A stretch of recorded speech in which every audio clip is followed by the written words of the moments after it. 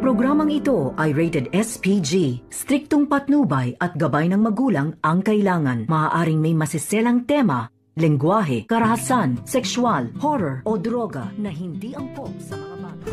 Alam na niyo yung sikreto natin. Alam niyo na ikaw yung totoo kong tatay.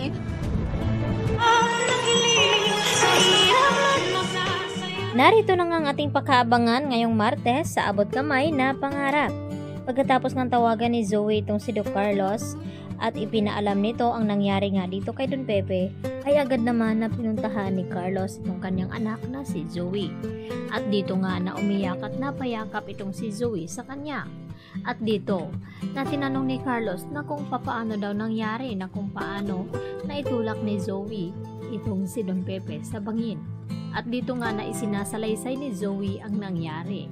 At hinanap niya ang cellphone at dito naman na ipinakita ni Zoe ang cellphone at nagtanong itong si Carlos na kung saan daw ito nakuha ni Don Pepe. At hindi naman alam ni Zoe na galing nga ito kay Dax at nakuha nga ito ni Don Pepe.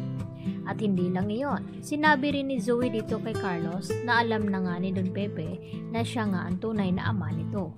At takot na takot naman ito si Zoe na baka daw ay makulong siya. At dito naman na sinabi ni Carlos kay Zoe na hindi nga daw siya makukulong. Gagawin daw lahat ni Carlos upang maprotektahan ang kanyang anak. At dito naman napayakap ng husto itong si Zoe. Samantala tinatawagan naman ni Moira itong si Zoe at hindi nga ito sinasagot ang tawag. At nagtaka din itong si Moira na hindi rin sinasagot ni Balahadja ang kanyang tawag. Yun bala ay narinig ni Moira sa mga tao na nag-uusap-usap na may barilan at enkwentro daw nangyari doon sa malapit sa kanilang lugar. At dito nga na sinabi na napaslang nga itong si Balahadja. At sa takot ni Moira na baka magsumbong din itong si Dax kaya nag-alala ito. Kaya agad na tinawagan ito si Zoe. At maya-maya nga dito dumating si Zoe. At dito nag-iiyak. At tinanong ni Moira na kung bakit. At dito inamin ni Zoe na nagawa na nga niyang pumaslang ng tao. At ito na nga si Don Pepe. At dito naman na hindi akalain sukat na ni Moira na magawa ng kanyang anak iyon. At maya-maya sinabi ni Moira kay Zoe na dapat lang iyon dahil mapanganib sila kapag nalaman ng lahat na silang nagpakidnap kay Don Pepe at tungkol dito sa kanilang sekreto. Dahil dito, hindi rin nila inaasahan ang tawag ni RJ at ipinaalam na natagpuan na nga itong si Don Pepe na nahulog nga ito sa bangin. Subalit ay buhay pa nga ito at dinala sa Stridge. At dito naman tila nag-alala din itong si Zoe at Moira na baka may posibilidad na mabuhay pa nga ito at makapagsalita. At dito nagtanong itong si Moira kay Zoe na doktor ito. Dapat alam niya kung ano ang dapat gawin upang hindi na nga tuluyang mabuhay itong si Don Pepe. Subalit dahil sa kagustuhan ni Annalyn na madugtungan pa ang buhay ni Don Pepe, kaya siya nang nagsuggest dito na siyang mag-opera kasama ni Carlos Benetes at dito nga ni Doc Lindon.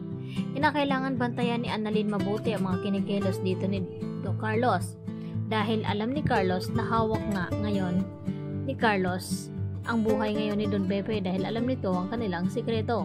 Kapag bubuhayin niya ito ay nanganganib na baka mabunyag din ang kanyang sikreto at tuluyang maghiwalay sila ni Lynette kapag nagkataon. Lalo pa hawak ni Carlos itong cellphone na ginamit ni Don Pepe sa pagtawag nga dito kay RJ at kay Giselle. Kaya naman, inihanda ni Carlos ang sarili ni Annalyn na kung kakayanin ba niya ito dahil pwede naman daw silang mag-opera dalawa ni Doc Lindon. Subalit may pinaplano din itong si Carlos Benetes at hindi nga hahayaan ni Annalyn na hindi sila magtatagumpay sa kanilang operasyon. Dahil hindi nahahayaan ulit ni Annalyn na mangyari pa ang nangyari doon ng kanyang ninong Samuel na hindi nga siya nagtagumpay dahil natakot nga ito na duwag. At ngayon lalabanan ni Annalyn ang kanyang takot, magtagumpay lamang siya na isalba ang buhay ng kanyang lolo Pepe. Nang sa ganoon ay malaman niya kung sino ba talaga nagpakidnap nito o kung aksidente nga ba ang pagkahulog sa hagdan nito. Kaya yan naman ang ating pakatutukan dahil magkakaalaman na nga yan kapag nagkamalay na nga itong si Don Pepe at masabi na nga niya dito kina RJ at Giselle na itong si Zoe Moira ang may pakana ng lahat at hindi anak ni RJ ito si Zoe at ang tunay na ama ay itong si Carlos. Kaya yan po ang ating patuloy na pakabangan mamaya mga kapuso, dito lamang yan sa Abot Kamay na Pangarap. Yan lang po at marami pong salamat sa inyong panonood. Hanggang sa muli, bye-bye!